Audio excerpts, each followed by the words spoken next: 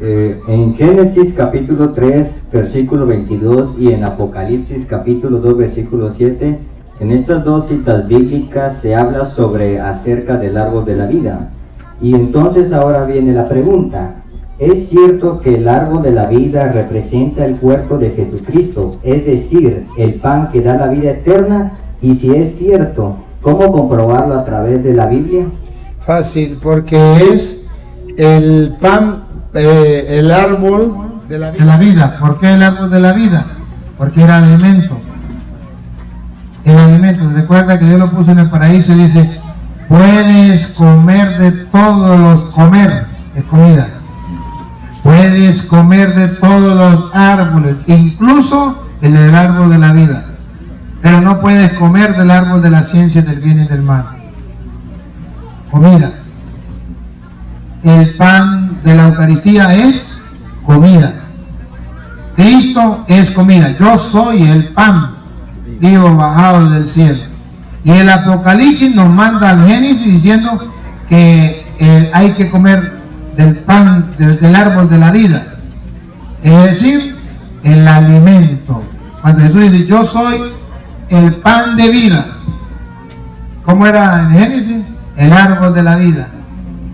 Él es la comida que da vida, comida. O si quiere comprobárselo con la Biblia, mire Juan 6:26. Juan 6:26. Usted verá más claro entonces para que compare las dos cosas.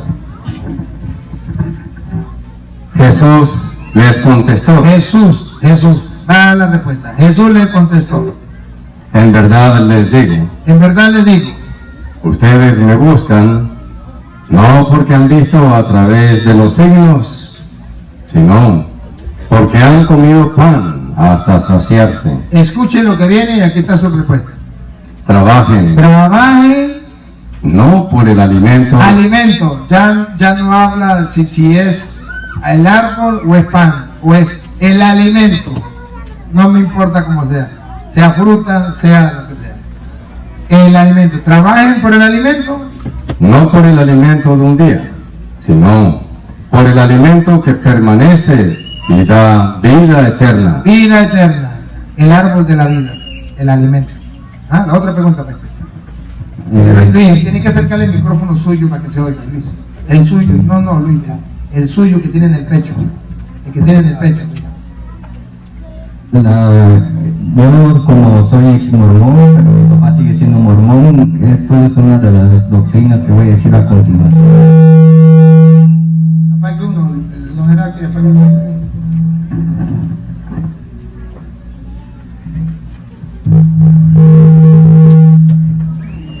Según la doctrina mormona, enseña que nosotros también podemos llegar a ser como Dios, nuestro Padre Celestial. Y para demostrarlo presenta unas citas bíblicas. Por ejemplo, Salmo capítulo 58 versículo 6 dice: yo dije, vosotros sois dioses, y todos vosotros hijos del Altísimo. Lucas capítulo 12 versículo 44 dice: en verdad os digo que le pondrá sobre todos sus bienes. Romanos capítulo 8 versículo del 16 al 17 dice: el Espíritu mismo da testimonio a nuestro espíritu de que somos hijos de Dios, y si hijos, también herederos, herederos de Dios y coherederos con Cristo, si es que padecemos juntamente con Él, para que juntamente con Él seamos glorificados.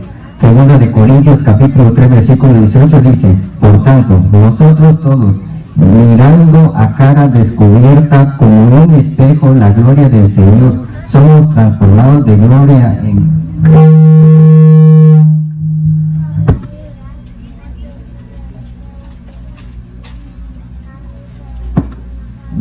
gloria en la misma imagen, como por el Espíritu del Señor. Y primera de Juan capítulo 3 versículo 2 dice: amados, ahora somos hijos de Dios, y aún no se ha manifestado lo que hemos de ser, pero sabemos que cuando Él se manifieste, seremos semejantes a Él, porque lo veremos tal como Él es. Hágame la pregunta clara como quiere, según la cita esa. Póngale el micrófono. Según lo que me han contado en la iglesia mormona, de lo que he aprendido, es que nosotros podemos llegar a ser Dios. Una cosa es que usted y yo lleguemos a ser como Dios, y otra cosa es que seamos Dios. Si los mormones enseñan que nosotros vamos a llegar a ser como Dios, eso está escrito. Y ya lo leyó, 1 Juan 3, del 2 en adelante, vamos a ser como Dios, pero dice, todavía no sabemos cómo vamos a hacer. Dice, sí, léalo completo, Luis. Amados, a pesar de que ya somos hijos de Dios, somos hijos de Dios. Lo que sí tenemos seguro es que ya somos hijos de Dios. No somos Dios, somos hijos de Dios. Siga. no se ha manifestado todavía lo que seremos. Ahorita sabemos que somos hijos de Dios, pero lo que seremos no se ha manifestado todavía. Siga. Pero sabemos que cuando Él aparezca en su gloria, seremos semejantes a Él. Seremos semejantes a Él. ¿Por qué? Porque el Génesis dice 1:26, fuimos creados a su imagen y semejanza. Entonces no significa que vamos a ser nosotros otro Dios. Seremos como Dios porque fuimos creados a su imagen y semejanza.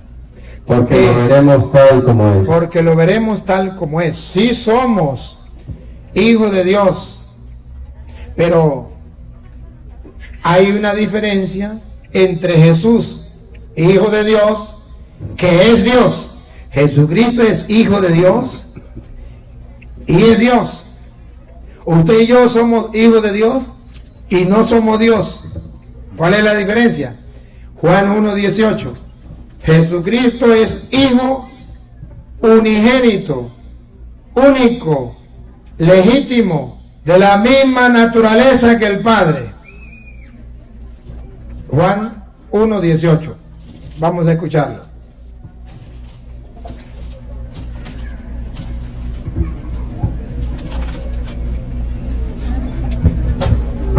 Nadie ha visto a Dios jamás, pero Dios Hijo único, Hijo, Él que está en el seno del Padre, nos lo dio a conocer. el Hijo único. ¿Y por qué es el Hijo único? Hebreos capítulo 1, versículo 1. Porque Él es de la misma sustancia, de la misma naturaleza. Nosotros ahorita vamos a comparar. Primero miremos cómo es Jesús. ¿Jesús es Dios? Sí. ¿Por qué? Porque es hijo legítimo de Dios. ¿Y qué significa hijo legítimo de Dios? Óigalo. Hebreos 3. 1:1. En diversas ocasiones y bajo diferentes formas, Dios habló a nuestros padres por medio de los profetas, hasta que en estos días, que son los últimos, nos habló a nosotros por medio del Hijo, a quien hizo destinatario de todo, ya que por Él dispuso las edades del mundo. Él es el resplandor de la gloria de Dios. Escúchelo. Él es el resplandor de la gloria de Dios. Y ahí viene. Y la impronta de su ser. Y la impronta de su ser significa la misma sustancia, la misma naturaleza, la impronta de su ser. Siga. Él, cuya palabra poderosa. Entonces, Él es Dios. Ahora, ¿nosotros somos hijos de Dios? Sí. Igual que Jesucristo, no. Él es hijo único, que significa de la misma impronta, de la misma sustancia, de la misma naturaleza. ¿Nosotros somos hijos de Dios? Sí. ¿De qué manera? Efesios 1:5. Somos hijos de Dios, pero distintos. Jesucristo es hijo de Dios, y como es de la misma naturaleza, de la misma impronta, del mismo ser, Él es Dios. Nosotros somos hijos de Dios, sí, pero diferente a Jesús. Por tanto, no somos dioses. Con cuidado. En su amor nos destinó de antemano para ser hijos suyos en Jesucristo y por medio de Él. Así lo quiso y me pareció bien. Hijo suyo por medio de Jesucristo. Por medio de Jesucristo significa que no somos hijos legítimos de Dios, sino al unirnos a Jesucristo pasamos a ser hijos de Dios. Léalo de qué manera lo dice Gálatas 4:4. Gálatas 4:4 lo viene a explicar mejor.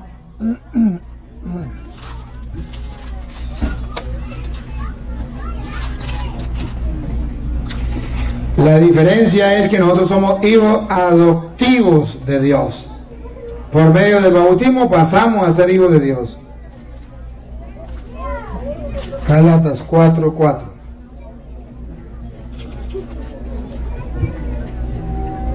Pero cuando llegó la plenitud de los tiempos, Dios envió a su Hijo. Jesús es el Hijo único de Dios, legítimo, de la misma sustancia, de la misma naturaleza. Siga. Que nació de mujer y fue sometido a la ley, con el fin de rescatar a los que estaban bajo la ley, para que así recibiéramos nuestros derechos como hijos. Ustedes ahora son hijos, y como son hijos, recibimos los derechos de ellos. No éramos hijos, ahora sí somos hijos. Entonces somos hijos adoptivos, recibimos los derechos de hijos. Eso significa hijo adoptivo. Cuando se adopta, recibe los derechos de hijo. Somos hijos adoptivos de Dios. Entonces, ¿cuál es el error de los mormones? Decir que somos Dios. Es un error. Ahora, la doctrina de la iglesia, nosotros no somos Dios, somos creados a imagen y semejanza de Dios, y seremos como Dios. Y seremos como Dios no significa que seremos otro Dios. Seremos como Dios significa que aquí estamos limitados. Usted aquí nomás puede alcanzar a ver lo que ven sus ojos. El entendimiento no le alcanza para agarrar más. Cuando seremos como Dios, por ejemplo los santos, ¿cómo la Virgen María nos puede ver a todos aquí, los que están en Estados Unidos y en Caracas, en Colombia? ¿Cómo? Porque ella ya no está como nosotros. Ahora ella ya es como Dios. Ya tiene muchas cosas de lo que es Dios, porque fue creada a imagen y semejanza de Dios. Alguien hizo también esa pregunta sobre la Virgen María. Si quiere aprovechar y la responde. ¿Cómo así?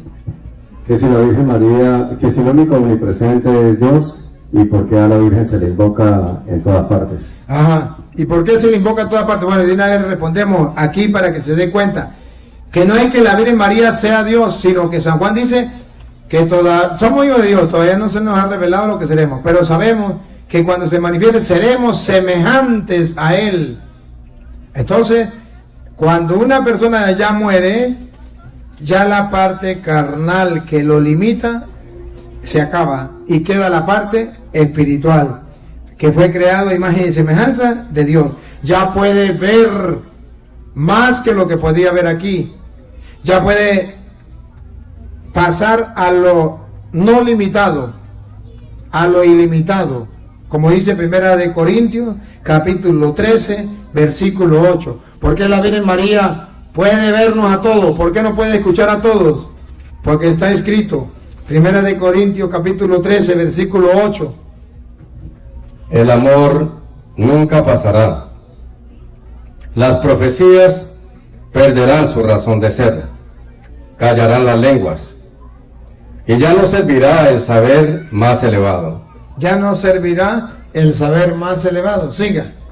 Porque este saber queda muy imperfecto, Que es muy imperfecto, y nuestras profecías también son algo muy limitado. son limitados. Mientras estamos aquí en la tierra, todo es limitado. Ahora vamos a ver cuando la persona ya pasa a la presencia de Dios. Dale.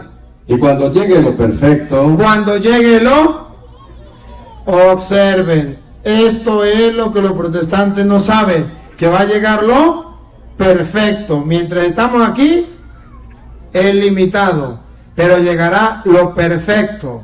Cuando llegue lo perfecto, Lo que es limitado desaparecerá. Lo que es limitado, el pensamiento, lo que es limitado, la capacidad de conocer, la capacidad de ver a los demás, lo que es limitado, los sentidos, desaparecerá. Repítelo. Y cuando llegue lo perfecto, lo que es limitado desaparecerá. Cuando era niño, hablaba como niño. Cuando era niño, está comparando los seres humanos, cuando están en la tierra, son como niños, hablan como niños. Pensaba y razonaba como niño. Piensa, razona como niño. Pero cuando me hice hombre, Entonces cuando pasa la etapa, pasa la vida eterna, es como cuando es hombre. dejé de lado todas las cosas de niño. Todas las cosas del mundo se quedan a un lado. Así también en el momento presente, vemos las cosas como en un espejo, Vemos las cosas como en un espejo, confusamente. Pero entonces las veremos cara a cara. Ahora conozco en parte. Ahora conozco en parte. Pero- Veo solamente a los que están aquí. Conozco en parte. Pero entonces conoceré como soy conocido. conoceré como Dios me conoce a mí, como soy conocido. Así como Dios me mira y nos mira, así yo también miraré. Seremos semejantes a Él. Entonces, en la Iglesia Católica nos dice que nosotros vamos a ser como Dios. No Dios, sino como Dios, porque Él nos creó a su imagen y como es Dios, espíritu. Vamos a ser como Él, espíritu. ¿Cómo es Dios? Que Dios ya en espíritu puede estar donde Él quiera, que Él puede contemplarlo todo, no hay ningún problema. Pero no seremos Dios, seremos como Dios. En castellano, a imagen y semejanza de Dios. La habilidad es ¿Cuál es la diferencia? La diferencia es que si yo digo que yo soy Dios, no necesito de Dios porque yo soy Dios. ¿Para qué voy a buscar a Dios? Yo soy Dios. Esa es la diferencia. Y si yo no soy Dios, si no voy a ser como Dios, entonces voy a buscar a Dios para ser como Él. ¿Otra? Entonces, Dios no es de carne ni hueso. Porque al menos mi papá me decía que a imagen y semejanza significa que el ser humano fue hecho igual a Dios. Por eso dice imagen y semejanza.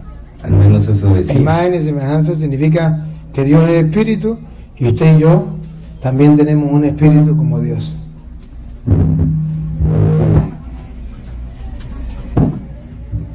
Aquí está la otra pregunta.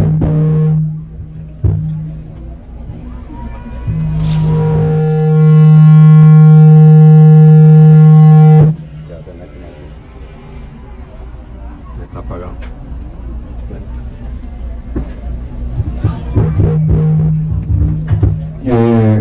Esta pregunta, es un poco, usted ya me aclaró algunas cosas, pero lo voy a decir, pero es un poco fuerte, pero es lo que enseñan los mormones, ¿no? Aquí dice, según la doctrina mormona, enseña que Satanás es también hijo de Dios, como dice en Moisés capítulo 5, versículo 13 del libro de Mormón.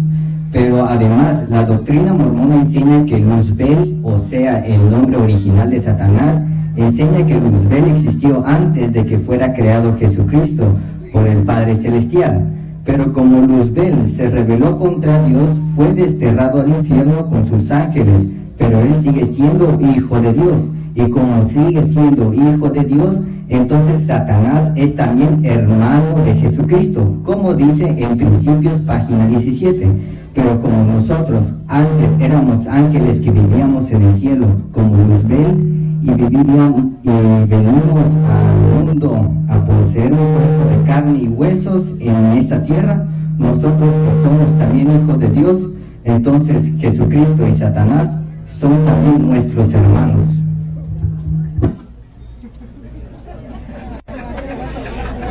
Ahí dicho varias mentiras. Jesucristo no tiene principio ni tiene fin. Por eso usted verá que en Hebreos 7 dice que Él es sacerdote de la manera de Melquisedec, que no se conoce su principio ni su fin. Y Él dice: yo soy el alfa y el omega. Entonces, cuando Él dice que Satanás fue creado antes de Cristo, es una mentira. Jesucristo ha existido desde siempre y para siempre. Él es Dios. Y si Jesucristo hubo un tiempo que Él no existió, entonces no es Dios. Eso es un error muy grande. Incluso en Juan capítulo 17 versículo 5 dice que Jesucristo ya existía desde antes que viniera este mundo, desde antes de la creación del mundo. Él ya existía antes. Jesucristo es hijo de Dios, engendrado, no creado. Jesucristo no fue creado, fue engendrado, no creado. Por eso en el credo decimos que Jesucristo es hijo de Dios, engendrado, no creado. Juan 17:5.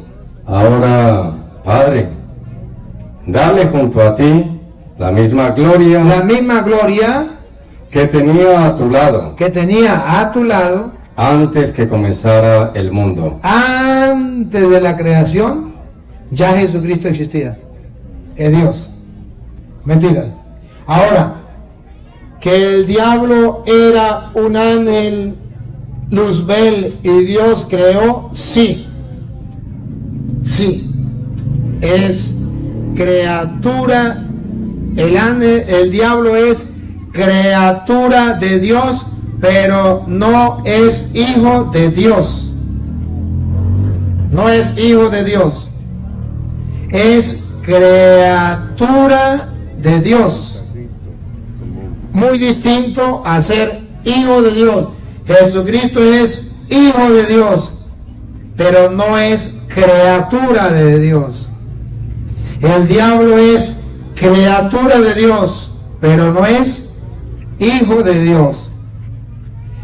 Nosotros, sin bautizo, somos criatura de Dios, pero no somos hijos de Dios.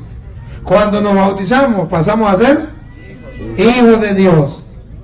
Vamos a verlo. San Juan capítulo 3, versículo 5. Cuando nosotros nos bautizamos, pasamos a ser hijos de Dios, porque nacemos de nuevo.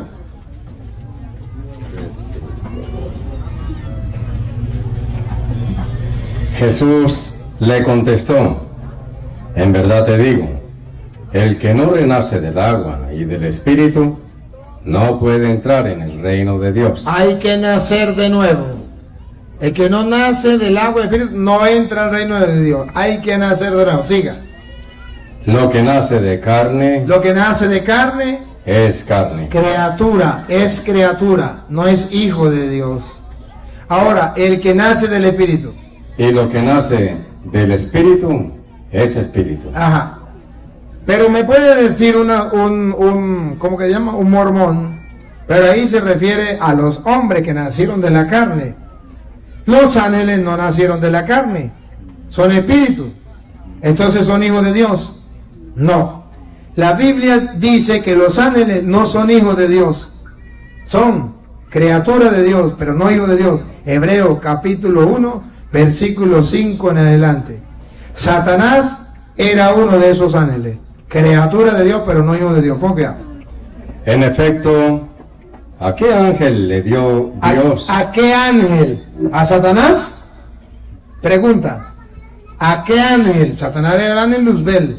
Vamos a ver si a él. ¿A qué ángel? ¿A qué ángel le dijo Dios jamás: tú eres mi hijo? ¿Al diablo? Mentira, lo engañaron los mormones. A su papá lo engañaron. Y es una doctrina diabólica, satánica. Repítalo de nuevo. ¿A qué ángel le dijo Dios jamás: tú eres mi hijo?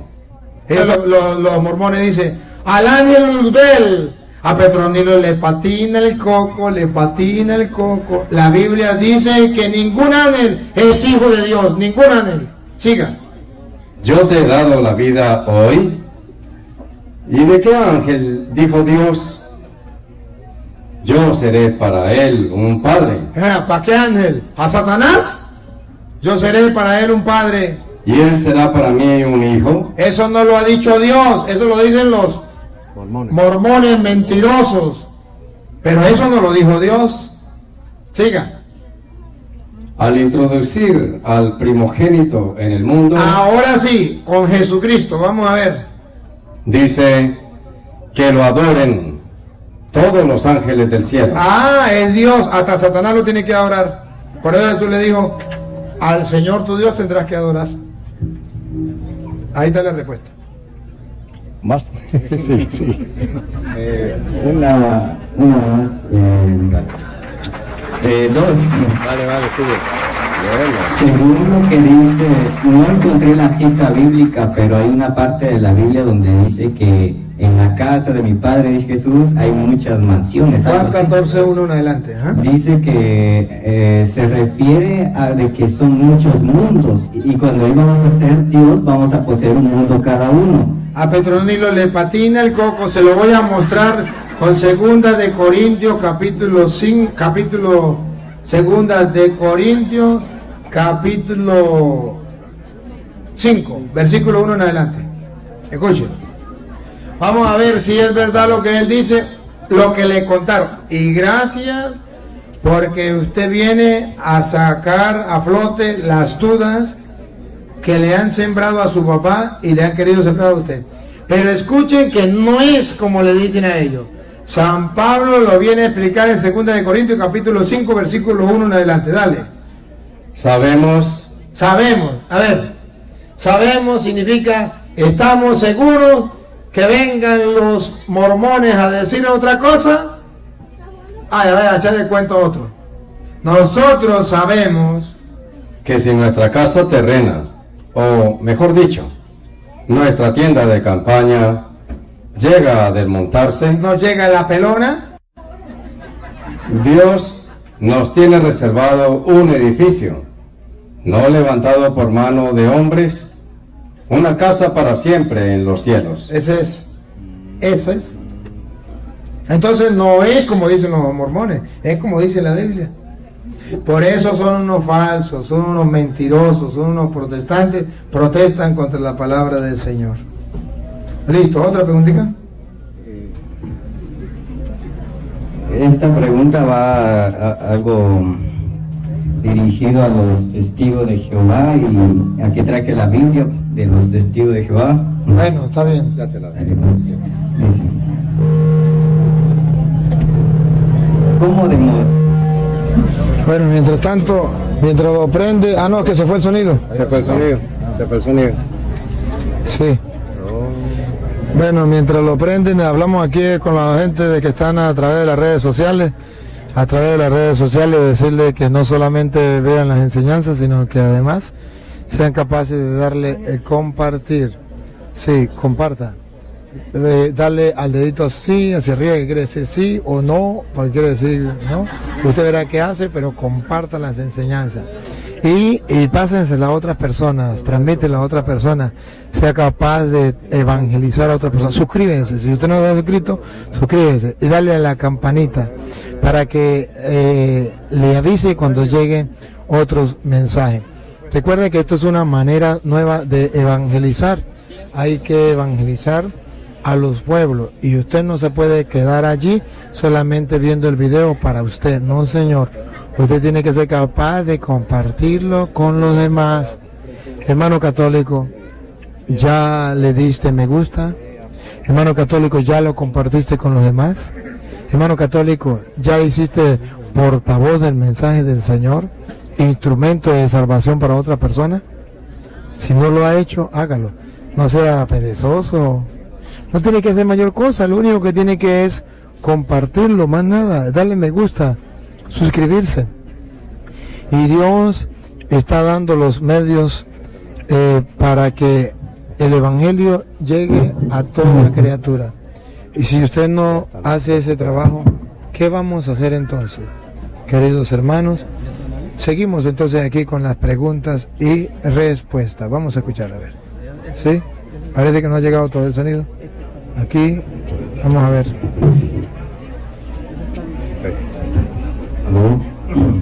Bueno, aquí viene la siguiente pregunta. ¿Cómo demostrar a través de la Biblia de los testigos de Jehová que Jesucristo es Dios? Porque según ellos, Jesucristo es un Dios, pero no Dios. Y presentan así, primera de Juan capítulo 1, versículo 1 dice: en el principio la palabra era, y la palabra estaba con Dios, y la palabra era un Dios. Déjeme que arregle aquí el micrófono y le respondo. Ahí mismo está la respuesta. Sí, esa es la respuesta. Un Dios. No puede haber dos dioses. No puede haber un Dios grande y un Dios chiquito. De hecho, lo ponen como un Dios de minúscula. Ya es una mentira. Esta es la propia respuesta. Esa es la propia respuesta. Porque entonces se están engañando al escribir eso de la forma que lo Sí. Bien, vamos a responderle la pregunta. Los testigos de Jehová dicen que Jesucristo no es Dios, que Jesucristo es un Dios, que tiene el poder pero no tiene todo el poder, tiene un poquitico de poder, pero no tiene todo el poder. Bueno, mire, querido hermano, y le voy a hablar con la Biblia de los testigos de Jehová. En primer lugar, Jesucristo no puede ser un Dios, porque si Jesucristo es un Dios y el Padre es otro Dios, entonces ¿cuántos dioses hay? Dos dioses. El uno es grande y el otro es pequeño, y la Biblia dice: tendrás un solo Dios. No hay más Dios sino uno solo. Entonces, si los testigos de Jehová dicen que Jesucristo es un Dios, va en contra de toda la revelación, porque la revelación dice: no hay sino un solo Dios, un solo Dios, más nada. Incluso está escrito, y en la Biblia de los testigos de Jehová, usted verá en Efesios capítulo 4, versículo, vamos a leerlo desde el 4 en adelante, para que vea que existe un solo Dios. Lo dice la Biblia, de la Biblia de los testigos de Jehová. Efesios 4:4 en adelante. De la Biblia de los testigos de Jehová, ustedes van a ver que la misma Biblia dice: existe un solo Dios. Dale. Un cuerpo hay y un espíritu. Así como ustedes fueron llamados en la sola esperanza a la cual fueron llamados: un Señor, una fe, un bautismo. Escuchen lo que viene, por favor. Oigan. Un Dios. Un Dios. No dice uno grande y uno pequeño. Dos dioses, uno grande y uno pequeño. No. En la Biblia de los testigos de Jehová dice: existe un solo Dios. Punto. Ahora, ellos dicen que Juan 1:1, léalo, Juan 1:1, y dice que Jesucristo es un Dios pequeño. Vamos a ver. En el principio, la palabra era, y la palabra estaba con Dios. Ajá, sí, sigue.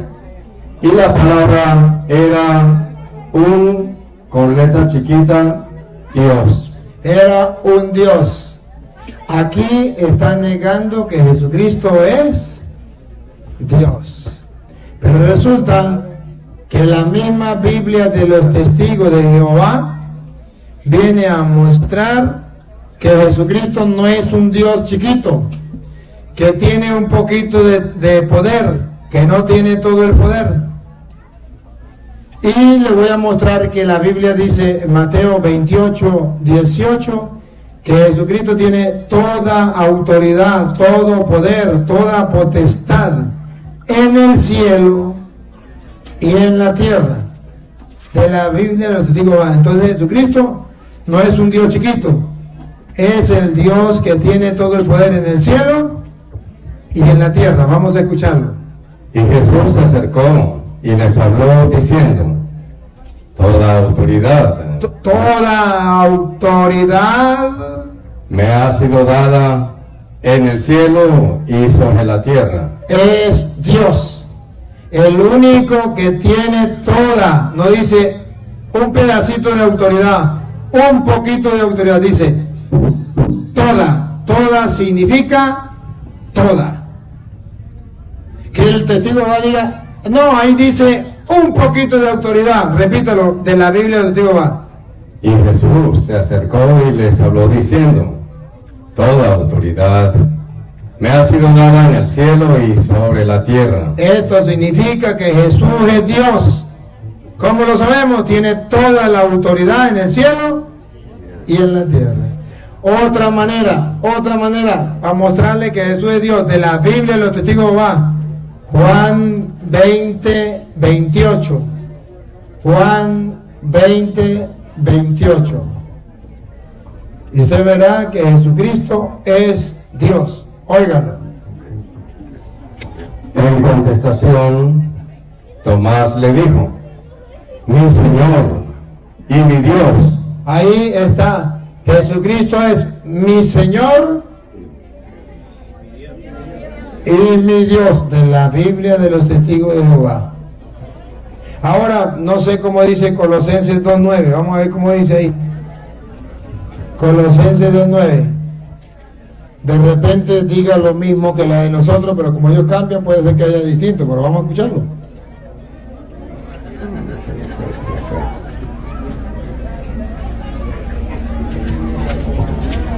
Miren cómo los testigos de Jehová van engañando a la gente diciendo que Jesucristo no es Dios. Por eso los testigos de Jehová no son cristianos, no creen que Jesucristo es Dios. Va. Porque en él, En Cristo, pon cuidado, por favor, para que vean los testigos de Jehová que Jesucristo sí es Dios. Pongan cuidado, dale. porque en él mora corporalmente Corporalmente, para en la oreja. toda la plenitud de la cualidad divina. Ahí está, es Dios. No dice, porque en él, en la Biblia de ellos también lo dice. Repítalo, porque en él, Porque en él, Cristo, lo dice antes, mora corporalmente toda la plenitud. subraye, toda la plenitud. Subrayen la palabra toda y subrayen la palabra plenitud. Toda la plenitud de la cualidad divina. de la cualidad divina. Él es Dios, no poquito. Toda la cualidad, toda la plenitud. Ahí está la respuesta. Y Romanos 9:5 también lo dice. Eso en la de ellos no la dice igual. Con los 2 puntos. No, en la de ellos no. ¿Pudiera decir algo, no? Bueno, ese era lo último. Claro. Póngale el micrófono, Pedro. Según los mormones, dicen que nosotros venimos a la tierra por un motivo, a poseer un cuerpo. Yo no sé cómo responder a qué venimos a la tierra. En la tierra, ¿a qué vinimos a la tierra? Pues venimos a cumplir la misión que Dios nos ha encomendado. Y la misión general que Dios nos ha dado es a la de ser santos. Sean santos, porque yo, el Señor, soy santo. Esa es la misión general que nosotros tenemos. Hemos venido a este mundo a hacer lo que el Señor le agrada para alcanzar la salvación. Dios nos trajo a este mundo por amor, nos dio una misión para darnos una vida mejor, la vida eterna. Para eso es que venimos. Bien. Gracias por su pregunta. Un aplauso pues para este joven que ha preguntado. Gracias por el regalo. Ya preguntó bastante. Y recuerde que no hay preguntas tontas, sino puede ser que hayan tontos que no pregunten. Pero a él no fue ningún tonto, él sacó su pregunta. Sí. Bien. ¿Me puede dar esto? Gracias por su pregunta. Un aplauso pues para este joven que ha preguntado. Gracias por el preguntó bastante. Y recuerde que no hay preguntas tontas y no puede ser que hayan tontos que no pregunten. Pero a él no fue ningún tonto, él sacó su pregunta. Ay, pero antes de seguir, ¿todavía no ha llegado ningún pastor? ¿O algún evangélico que quiera hablar? ¿O alguna de las hermanas que están... Ya, Luis, un momentico. ¿Alguna de las hermanas que están presentes quiere venir a hacer alguna pregunta? ¿Quiere compartir conmigo? ¿O seguimos? Bueno, seguimos pues, dale. Tal vez una de las preguntas que han enviado es de los hermanos separados. Él pregunta, ¿por qué se le dice al sacerdote cura o padre, cuando Jesucristo dijo que Padre solo nuestro Dios y Maestro solo Él? Bien, vamos a tratar de explicarlo. Mateo capítulo 23, versículo 9, es la cita que dicen los protestantes: a nadie llame Padre sobre la tierra, porque la Biblia prohíbe llamar Padre al sacerdote. No, hermanos, no. Hoy yo quiero mostrarles a ustedes con la Biblia que la Biblia no prohíbe que yo le diga Padre al sacerdote. La Biblia prohíbe otra cosa muy, pero muy distinta. Vamos a escucharlo. No llamen Padre a nadie en la tierra. No llamen Padre a nadie en la tierra. Esta es la cita que agarran los protestantes. Y si usted no analiza la Biblia y no analiza el texto con el contexto, usted queda perdido. Dice alguien que leer el texto sin el contexto es un pretexto. Es necesario leer el texto completo. ¿Por qué? ¿Por qué Jesús dice a nadie llame Padre sobre la tierra? Y vamos a analizar, porque si dijera a nadie llame Padre porque Dios es el Padre y ustedes son hermanos, entonces no pueden llamar a nadie Padre, sería otra cosa. Pero ustedes verán, a ver, hay mucha gente hablando, hay mucha gente hablando, y cuando la gente habla, a mí se me quitan las ganas de hablar, y cuando la gente oye, a mí me dan ganas de hablar. Vamos a escuchar. A nadie llame Padre sobre la tierra. Ustedes van a ver por qué la Biblia dice que a nadie debemos llamar Padre sobre la tierra. Y lo que dicen los protestantes, porque nosotros somos todos hermanos. Mentiras. Ahí no dice nadie llame Padre porque nosotros todos somos hermanos. ¿Cómo que hablo? Léalo otra vez. No llamen Padre a nadie en la tierra, porque ustedes tienen un solo Padre, el que está en el cielo. Tampoco se dejen ustedes. Mire, no dice porque ustedes son hermanos, como dicen los protestantes, es que todos somos hermanos, entonces no. Ahí no dice a nadie llame Padre porque ustedes son hermanos. ¿Sabe dónde dice porque ustedes son hermanos? Arriba, en el versículo 8, cuando dice a nadie llame Maestro. Pongo cuidado. Lo que es ustedes, no se dejen llamar maestro, porque no tienen más que un maestro, y todos ustedes son hermanos. Ya que me asustaron aquí. Otra vez me asustaron. Lo que es ustedes, no se dejen llamar maestro, porque no tienen más que un maestro. Maestro, pongo maestro. ¿Y ustedes son? Y todos ustedes son hermanos. No dice que son hermanos cuando dice que tienen un solo padre.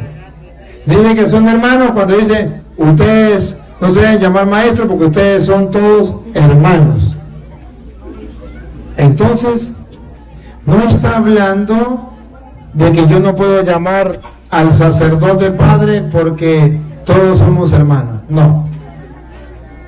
Analicen desde el comienzo hasta el final. Por ejemplo, después de que termina el 9, el 10, lea el 11, para que ustedes vean cómo dice el 11. El más grande entre ustedes se hará el servidor de todos, porque el que se pone por encima será humillado, y el que se rebaja será puesto en alto. Ahora, analicemos eso. ¿Por qué dice eso después de que dice a nadie llamen padre, no se deben llamar maestro? Que dice que usted no puede creerse más que los demás, porque el que se pone por encima de los demás será humillado, y el que se humilla será enaltecido. Alguna enseñanza está dando Jesús. Se la voy a decir y lo vamos a analizar. Cuando Jesús prohíbe, dice, no se dejen llamar maestros. ¿Por qué la tiene agarrada contra los maestros? Porque resulta que los maestros se creían más que los discípulos. Y un discípulo no podía caminar siquiera al lado del maestro, tenía que caminar atrás. No podía caminar ni adelante ni al lado, tenía que caminar atrás del maestro. Porque el maestro se creía más que el discípulo. Y Jesús dice, no se dejen llamar maestro. ¿Qué significa? No se crea más que los demás. Por eso a lo último dice, el que se enaltece será humillado. ¿Y por qué dice, a nadie llame padre? Porque en aquel tiempo, según dice Gálatas capítulo 4, versículo 1 en adelante, según dice Gálatas 4, 1 en adelante, que los padres esclavizaban a sus hijos, y sus hijos eran esclavos. Y Jesús dice, a nadie llame padre, significa, no podemos esclavizarnos de nadie. No se deben llamar maestro, significa, ustedes no esclavicen a nadie. Los maestros esclavizaban a los hijos, a los discípulos, se creían más. Por eso dice, ustedes no se hagan llamar maestros, que significa no esclavicen a nadie. A nadie llame padre, porque los padres esclavizaban a sus hijos. A nadie llame padre significa, usted no se crea menos que los demás. No se deben llamar maestro, usted no se crea más que los demás. Ni se crea más, ni se crea menos. Porque los padres, escuche, esclavizaban a sus hijos. Ponga cuidado. Ahora yo digo, mientras el hijo del dueño de casa es aún niño, mientras el hijo es aún niño, ponga cuidado, no tiene ninguna ventaja sobre los esclavos. Es como un esclavo. El padre trataba al hijo cuando estaba pequeño como un esclavo. Y por eso Jesús dice, a nadie llame padre, usted no se crea menos que los demás. No se crea como es, autoestima bajo, no. Pero tampoco se crea más que los demás, no se haga llamar maestro. Entonces, si usted lee todo el contexto, incluso lo lee desde el 23:1, usted verá que dice, en la cátedra de Moisés se han sentado los escribas y los fariseos, van a escucharlo. Los maestros de la ley y los fariseos han ocupado el puesto que dejó Moisés. Hagan y cumplan todo lo que ellos dicen, pero no los imiten. Ahí está el mandato, no los imiten. ¿Por qué? Porque ellos enseñan y no practican. Como el maestro. Siga. Preparan pesadas cargas muy difíciles de llevar. Como el papá. Y las echan sobre las espaldas de la gente. Como lo hacían con los niños. Pero ellos ni siquiera levantan un dedo para moverlas. Entonces, si usted observa qué es lo que Jesús está diciendo, que no hagan como los maestros, que dicen una cosa, pero hacen.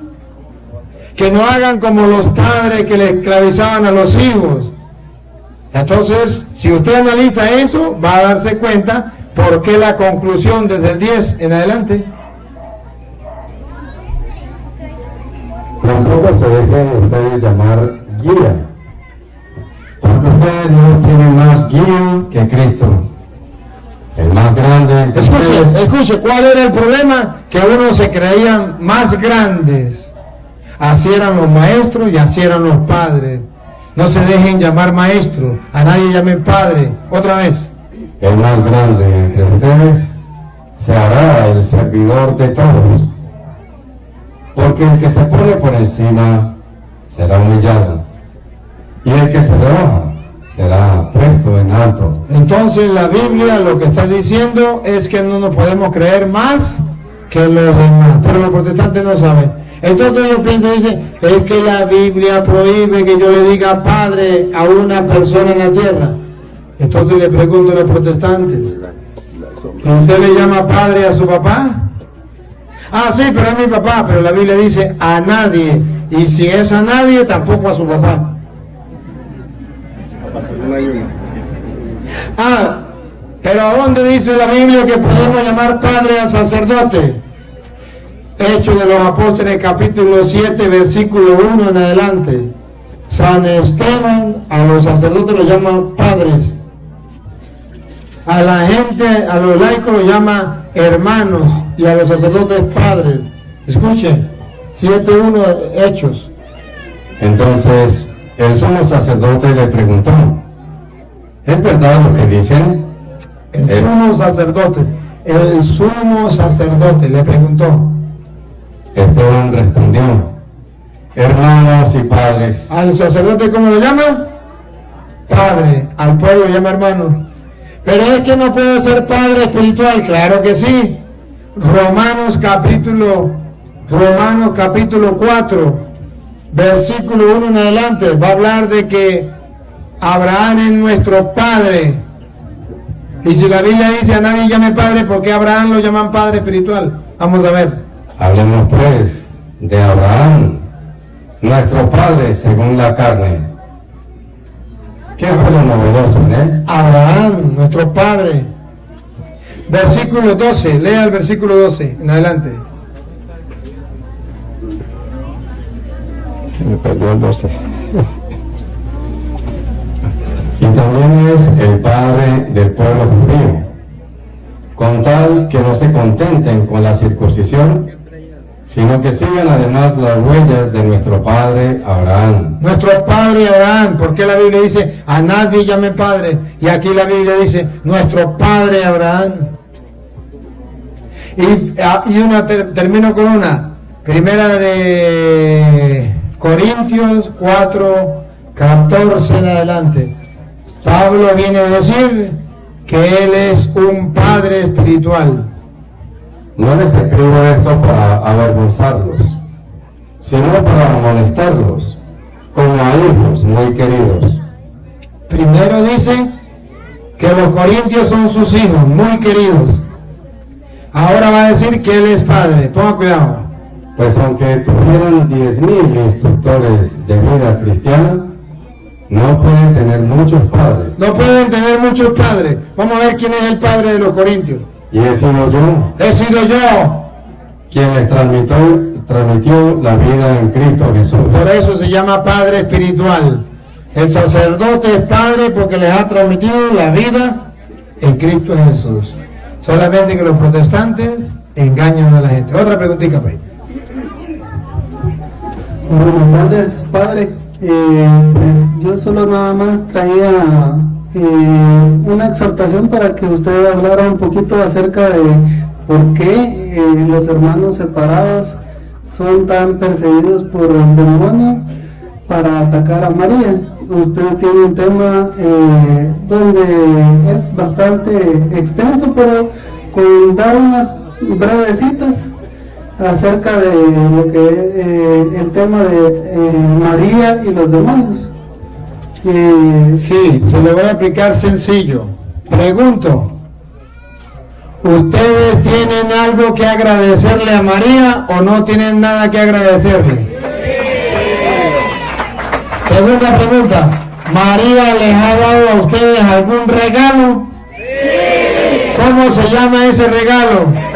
Jesucristo, nuestro Salvador. Pregunto, ¿El diablo está de acuerdo que María nos haya dado ese regalo? No. Entonces el diablo está bravo con María y hay razón, tiene razón. Él está bravo con María, pero tiene razón. ¿Por qué el diablo está bravo con María? Porque ella nos ha dado el Salvador.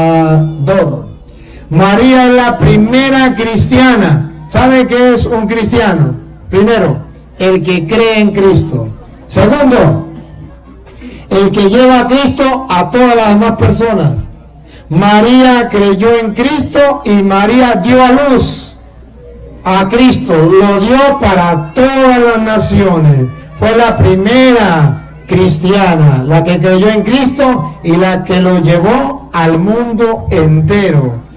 Ahora el diablo se pone bravo con María. ¿Por qué se pone bravo? Por un motivo muy especial. Porque ella fue la culpable, ella fue cómplice de que la salvación llegara al mundo.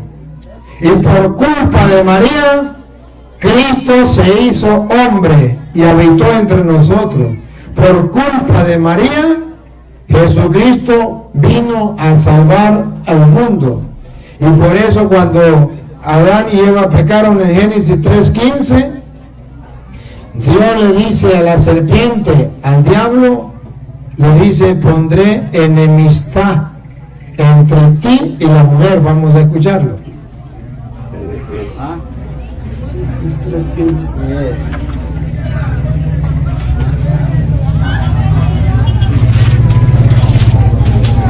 Génesis 3:15.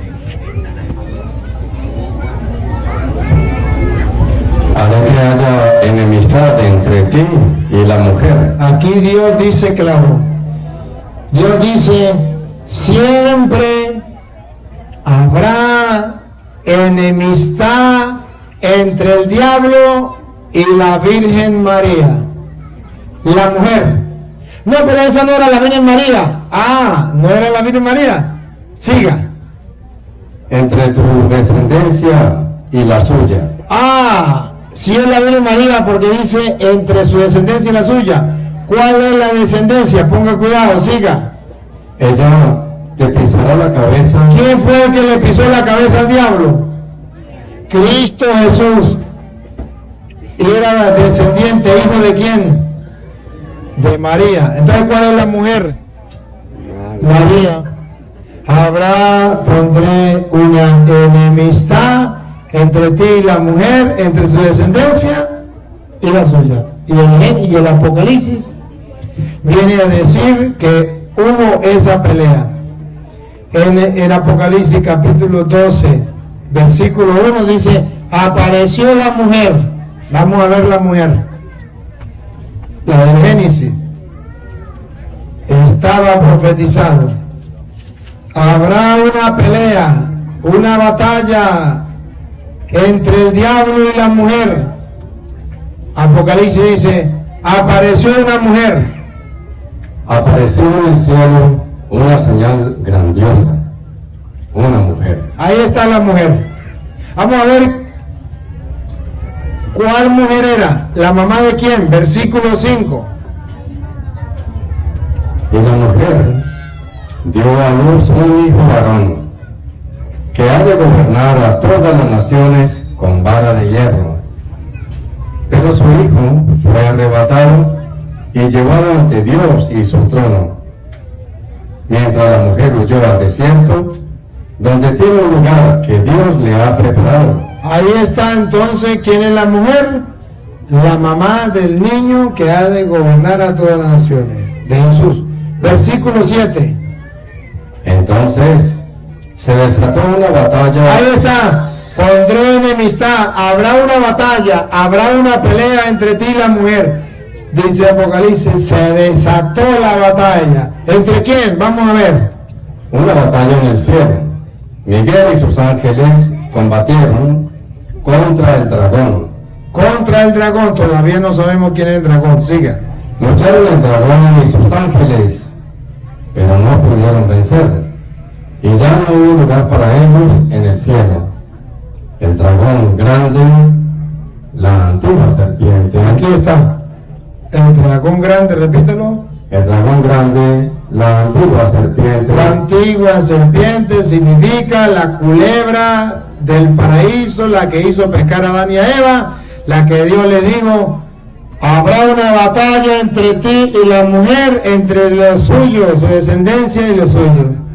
Y aquí dice la Biblia que se enfrentó esa batalla. El dragón, la antigua serpiente, vamos a ver cómo lo llama la Biblia, repítalo. El dragón grande, la antigua serpiente, conocida como el demonio Ahí está claro. o Satanás, Es nacida como el demonio o Satanás. fue expulsado. El seductor del mundo entero fue arrojado a la tierra y sus ángeles con él. Y sus ángeles, el diablo no se vino solo a la tierra, se trajo a los evangélicos, sus ángeles. Siga. Oí entonces una fuerte voz en el cielo que decía: por fin ha llegado la salvación, el poder y el reinado de nuestro Dios. María es culpable de eso, por eso el diablo le tiene rabia, porque por fin ha llegado la salvación. María es culpable. Siga.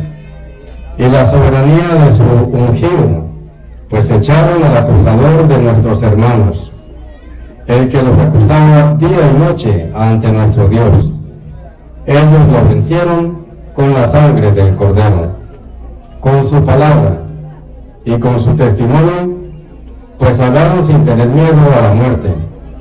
Por eso, alégrense cielos y los que habitan en ellos. Escuchen lo que viene, por favor, advertencia. Oigan, Pero ay de la tierra y de la mar, ay de la tierra, ay, cuidado de los católicos, ay de la tierra, porque el diablo ha bajado donde ustedes, porque el diablo ha bajado donde ustedes, y grande es su furor. y grande es su rabia, pero no bajó solo, bajó con sus ángeles, y grande es su rabia.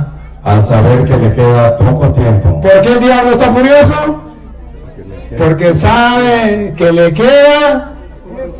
Por eso los evangélicos andan desesperados conquistando a los católicos, porque les queda poco tiempo a Satanás. Siga. Cuando el dragón vio que había sido arrojado a la tierra, Cuando el dragón vio que había sido arrojado a la tierra, aquí está porque le tiene rabia al diablo a María.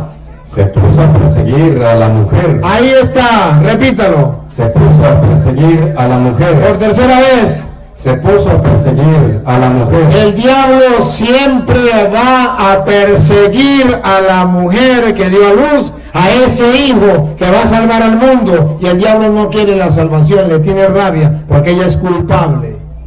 Se fue a perseguir a la mujer. Y cuando ya no pudo hacer nada contra la mujer, versículo 17.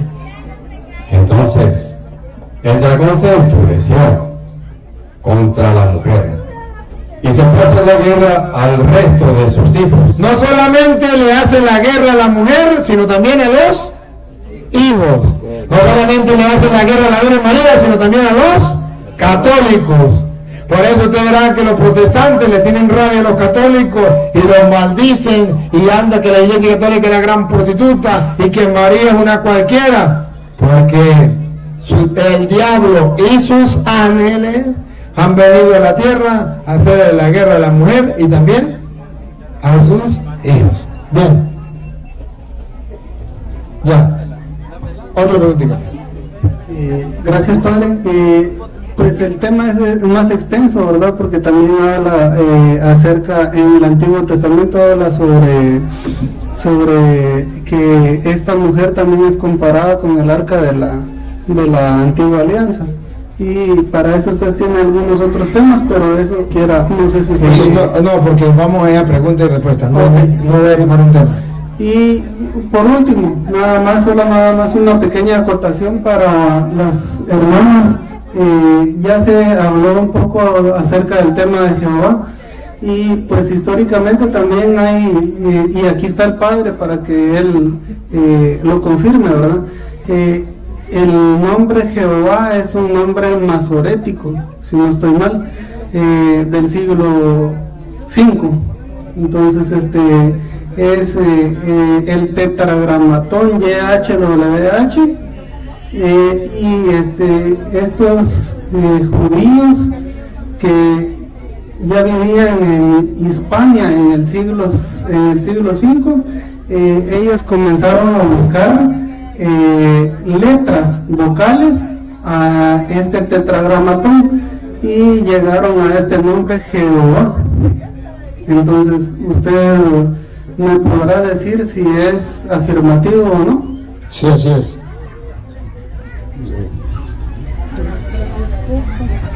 Siguiente pregunta. Muy buenas tardes, padre. Me envían de atrás a hacerle la pregunta de por qué se ora por los muertos y también si existe el purgatorio. Yo sé que existe, pero me gustaría que usted dé una aclaración acerca de este punto, porque una vez en un velorio un pastor protestante dijo de que solo existe cielo y infierno. Bien, vamos a tratar que en la Biblia no aparece que solamente exista cielo e infierno. En la Biblia aparece cielo, aparece también infierno y aparece también un lugar donde las personas que no van ni para el cielo ni para el infierno van a pagar lo que han hecho. Y esto lo llamamos nosotros purgatorio. ¿Por qué se confunden los protestantes? Porque los protestantes buscan una cita donde habla del cielo. Dice, la Biblia habla aquí del cielo. Buscan una cita donde habla del infierno. Y dice, mire, aquí la Biblia solamente habla del cielo y el infierno. Pero no buscan la cita donde habla del purgatorio. Y hoy yo se lo voy a mostrar. En San Mateo capítulo 5, versículo 25, ahí nos habla del purgatorio. Pero no busquen la palabra purgatorio. Van a buscar que una persona cuando se muere en pecado, que no es pecado mortal, no va a ir al infierno como dicen los protestantes. Pero tampoco va a ir al cielo. Va a ir a una cárcel, y esa cárcel la llamamos purgatorio, a pagar hasta el último centavo. Escúchelo. Trata de llegar a un acuerdo con tu adversario mientras van todavía de camino al juicio. ¿O prefieres que te entregue al juez y el juez a los guardias? El juez es Dios. Siga. Que te encerrarán en la cárcel. Aquí está la cárcel. Te encerrarán en la cárcel. Vamos a ver si esa cárcel es el cielo, o si esa cárcel es el infierno, o si hay otro lugar que no sea ni el infierno ni el cielo. Te entregarán a la cárcel.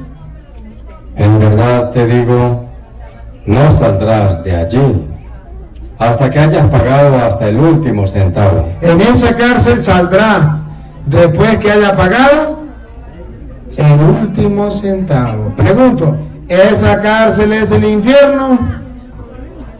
No, por un motivo, porque del infierno nadie sale, y de esta cárcel sí sale. Segundo, ¿esa cárcel es el cielo? No, porque en el cielo no es una cárcel donde usted va a pagar. Los protestantes pónganle el nombre que quiera, pero aquí la Biblia dice, hay una cárcel donde usted va a pagar hasta el último centavo. Y si Jesús la compara con una cárcel donde usted va a pagar, entonces nosotros podemos rogar para que lo saquen de esa cárcel. Otra preguntita, pues. Padre, una hermana se acerca, esta pregunta no sé, se ve un poco extraña. La pregunta que ella hace es ¿por qué los hermanos evangélicos tienen más problemas, pero yo he visto que también nosotros creo que también pasamos dificultades, ¿no? Todos tenemos problemas. Entonces, gracias, pues. Todos tenemos problemas. Mientras que hayan seres humanos, habrá problemas. ¿Preguntas de aquí? Sí, eso no se escapa a nadie. Ahora, el cristiano, ¿cuál es la diferencia? Que dice Jesús, el que esté cansado y agobiado por los problemas, venga a mí y yo lo aliviaré. Entonces el cristiano va y se desahoga en Cristo. Eso sí es verdad. Bueno, aquí hay varias preguntas todavía. ¿Por qué los protestantes dicen que la piedra angular es Cristo?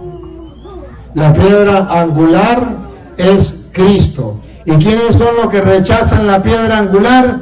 Primera de Pedro, capítulo 2, versículo del 9 en adelante. ¿Quiénes son los que rechazan esa piedra?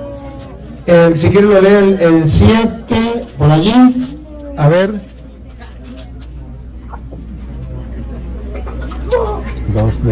Primera de Pedro 2, el 7, ¿qué dice? Ustedes que creen que recibirán honor. El 6. Dice la Escritura, yo voy a colocar en Sión una piedra angular. Ahí, yo voy a colocar una piedra angular. Escogida. La piedra angular es Cristo. Siga. Escogida y preciosa. Quien se afirme en ella no quedará defraudado. Ustedes, pues, que creen, recibirán honor. En cambio, para aquellos que no creen, para los que no creen, Él es la piedra rechazada. Él es la piedra rechazada Por los constructores. por los constructores. Paren la oreja. ¿Quiénes son los que rechazan la piedra? Dale. Que se ha convertido en la piedra angular. Piedra en la que la gente tropieza. A la piedra que la gente tropieza. Y roca que hace caer. Ajá, y ahí viene. Cuando se niegan a creer en la palabra. Ahí está. Cuando se rechaza la piedra angular, repítelo. Cuando se niegan a creer en la palabra. Los protestantes tropiezan con la piedra angular cuando se niegan a creer lo que Jesús dijo. Esto es mi cuerpo que será entregado por ustedes. Tropiezan con la piedra. Cuando Jesús dijo, a quienes les perdonen los pecados le quedarán perdonados y a quienes no se los perdonen le quedarán sin, tropiezan con la piedra. Y entonces esa piedra angular, ellos los constructores la han desechado al no creer en la palabra. Están tropezando con aquello en lo que debían afirmarse. Están tropezando con la palabra de Dios donde deberían afirmarse. Y por eso ustedes verán que yo los hago tropezar aquí de frente. Les pongo la palabra de Dios para que se den cuenta cómo se tropiezan con la palabra. Entonces dicen los pastores, es que usted lo que hace es confundir a la gente. ¿Confundir a la gente? No. Les pongo la palabra de Dios para que tropiecen. Porque la piedra angular es Cristo. Y tropiezan los protestantes cuando no quieren cumplir la palabra del Señor. Y yo lo único que hago es ponerle la piedra para que tropiecen. Es anónimo, dicen que no lo quieren creer.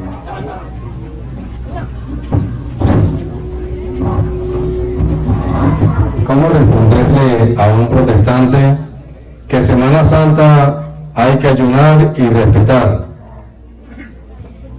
Bueno, ¿cómo decirle? Porque Jesucristo en Semana Santa sufrió, padeció. Y nosotros queremos hacer un sacrificio, un esfuerzo. ¿No dice que tenemos que imitar a Cristo? Bueno, pues vamos a imitar a Cristo en el sufrimiento. Vamos a hacer un sufrimiento. ¿Se acuerda que en la pasión decía Cristo, Padre, que no se haga mi voluntad sino la tuya? Padre, si quiero rechazar, aparte de mí este cáliz, pero que no se haga mi voluntad sino la tuya. Él estaba haciendo un sacrificio. Y nosotros queremos imitar a Cristo. Queremos hacer la voluntad de Dios. Entonces hacemos un sacrificio. Y Jesucristo también ayunó. Si usted lee en Mateo capítulo 4, versículo 1 en adelante, ayunó 40 días y 40 noches. Si Él lo ayunó, nosotros podemos hacer el ayuno. Y el ayuno es bueno porque Cristo lo ayunó. Hacemos el esfuerzo de un sacrificio. ¿Para qué? Para fortalecer nuestro espíritu. ¿Para qué? Para imitar a Cristo. Punto. Que ellos no lo quieren hacer, porque no lo hagan. ¿Cuál es el problema? Pero nosotros sí lo queremos hacer. Otra preguntita. ¿Cuánto tiempo me queda? Poco ahorita, padre. Bueno, dame la última, pues. ¿Por qué celebrar Navidad? Puesto que dicen que esa no es la fecha correcta. ¿Por qué celebramos Navidad? Es verdad, nadie sabe cuál es la fecha correcta. Pero ¿por qué nosotros la celebramos Navidad el 25 de diciembre? Porque resulta que el 25 de diciembre es el día más largo del año. Y es el día donde se celebraba el día del Dios más grande. ¿Se acuerda? Que antes de que el pueblo de Israel existiera, ya existían los paganos. Y los paganos tenían días de la semana y le pusieron nombre a los días de la semana. Y a cada día de la semana le pusieron un nombre. El primer día era del Dios más grande, el sol. Por eso en inglés, ¿cómo es? Aquí tenemos un profesor de inglés. ¿Cómo es en inglés? Sunday. Esa. Ajá, en inglés, está bien. Día del Dios sol. Pero el otro Dios más grande era la luna. Por eso el día lunes. Día de la diosa luna. Marte, el otro dios era el planeta Marte. Miércoles al dios Mercurio, jueves al dios Júpiter, viernes a la diosa Venus, sábado al dios Saturno. A cada dios le tenían un día. Los cristianos llegan y se encuentran y dicen, ajá, y para el Dios de nosotros no hay ningún día. Pero hay un día para el Dios más grande. El Dios más grande es Cristo, el Señor. Él es el Dios más grande.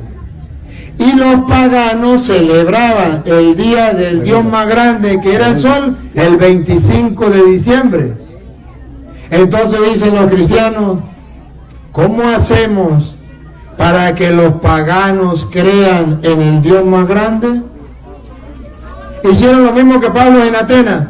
Encontraron un letrero donde decía al Dios desconocido. Dijo Pablo, ese es el Dios que yo le vengo a predicar. Así hicieron los cristianos. Encontraron que los paganos tenían al Dios más grande el 25 de diciembre. Dice los cristianos, pues el Dios más grande es Cristo. No, el Dios más grande es el sol. Y dicen los cristianos, fácil, pues Cristo es el sol que nos ha nacido de lo alto. Él es la luz del mundo. Lucas 1:78. Cristo es la aurora naciente. Cristo es el sol que nos nace de lo alto. Vamos a escucharlo. ¿Por qué nosotros celebramos el 25 de diciembre? Porque el 25 de diciembre es el nacimiento del Dios más grande. Y para nosotros el Dios más grande, ¿quién es? Cristo. Entonces lo celebramos el 25 de diciembre. Escuche, ¿por qué Cristo es el sol naciente? Obra de la misericordia de nuestro Dios, cuando venga de lo alto para visitarnos, cual sol naciente. Cual sol naciente. Y Apocalipsis capítulo 21, versículo, a ver si es el 23, donde dice que la nueva Jerusalén no va a necesitar de luz del sol, porque le alumbrará Cristo, luz. A ver, vamos a ver. La ciudad no necesita luz del sol. No necesita luz del sol, ni de la luna. ni de la luna, porque la gloria de Dios la ilumina y su lámpara es el Cordero. Es es el Cordero. Entonces para nosotros el sol que nos nace de lo alto es Cristo, y se celebraba el día del sol que nace de lo alto al Dios más grande el 25. Para nosotros es Cristo, porque Él es el nuevo sol en la nueva Jerusalén. Ya no habrá luna, ya no habrá sol. El Cordero es el sol que nos ha nacido de lo alto. Por eso celebramos Navidad el 25 de diciembre. Bueno, ya como más, siempre te pregunto más, la leo y usted hace una recomendación. Pues yo no sé, los coordinadores que me digan. Los que están coordinando, que me digan. Que tenemos que ir a la banda. ¿Terminamos?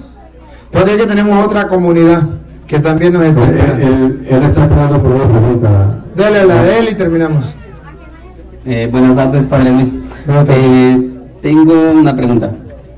En 2 de Timoteo 3:16, el apóstol San Pablo dice que toda escritura es inspirada por Dios, hablando del Antiguo Testamento.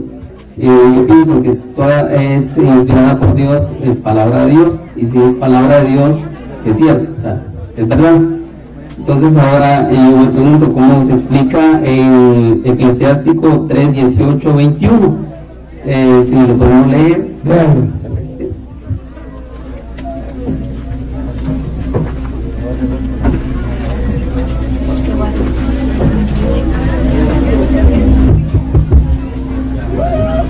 Algún día lo encuentro.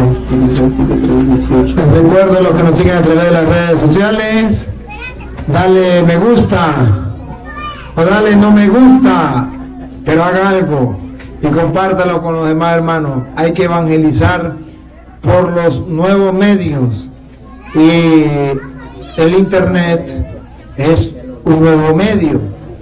No sea perezoso, no le cuesta nada, solamente agarrar y enviarlo, punto, más nada, y ya, así está evangelizando. Los que no se han suscrito y los que están aquí presentes, hay una página que se llama Padre Luis Toro, por internet, por YouTube. A mí pásale la cámara ahí para que lo vean. Por ahí lo van a ver en el mundo entero. Ahí lo están viendo ustedes en el mundo entero. Saluden las cámaras, porque en el mundo entero los están viendo en el mundo entero. Pero usted cuando llegue a la casa, usted también busque Padre Luis Toro, y ahí va a encontrar las enseñanzas que usted desea tener. Pero suscríbese, no se quede ahí como ahí espectador nomás. No, suscríbese y dale la campanita y compártala con los demás, para que el mensaje llegue a todas partes, cada día más. Y si tiene algún evangélico amigo, mándeselo a los evangélicos. Claro que sí, ellos lo atacan a ustedes cada rato, pues hagan ustedes también algo para defender la fe. Bien. Eclesiástico o Siracida 3:18. Mientras más grande seas, más debes humillarte. Así obtendrás la benevolencia del Señor. Porque si hay alguien realmente poderoso, ese es el Señor.